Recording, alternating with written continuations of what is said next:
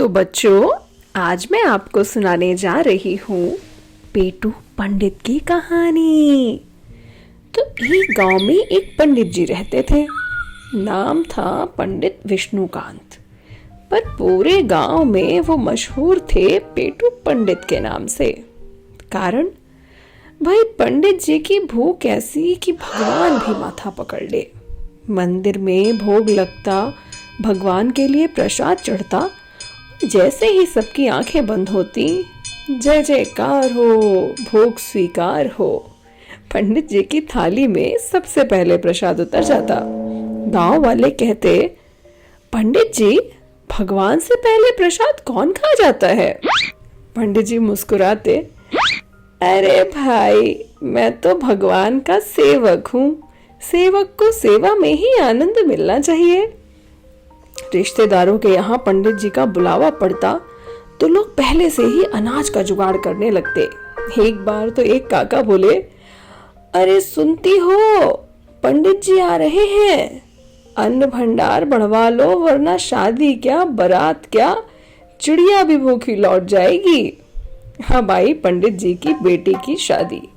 गांव में धूमधाम मची। बारात आने वाली थी। खाना बना, पुलाव, कचौड़ी, हलवा, पकौड़े। खुशबू से पूरा गांव महक उठा। पर हुआ क्या?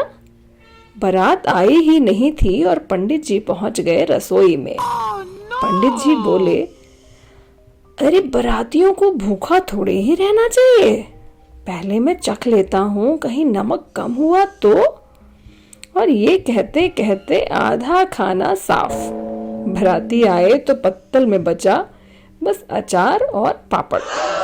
बाराती बोले, अरे ये कैसा अपमान है?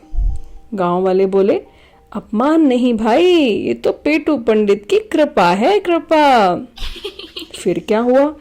बारात जब बिना खाए अपमानित होकर लौट गई और पंडित जी की गांव भर में बहुत बदनामी हुई कि अपनी ही बेटी की शादी में भी पंडित जी खुद को रोक ना पाए।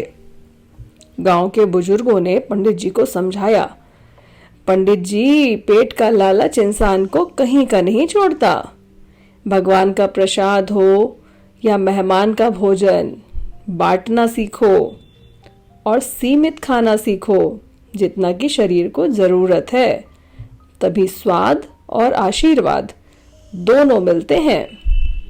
पंडित जी को उस दिन पहली बार अपने पेटू होने पर अफसोस हुआ। उन्होंने अपनी पत्नी और बेटी से अपने किए पर माफी मांगी और उस दिन के बाद से पंडित जी पहले सबको खाना खिलाते और फिर खुद खाते। तो बच्चों, आज की इस कहानी से हमें क्या शिक्षा मिलती है? ये कि पेट से नहीं, दिल से बांटोगे तो स्वाद भी बढ़ेगा और इज्जत भी।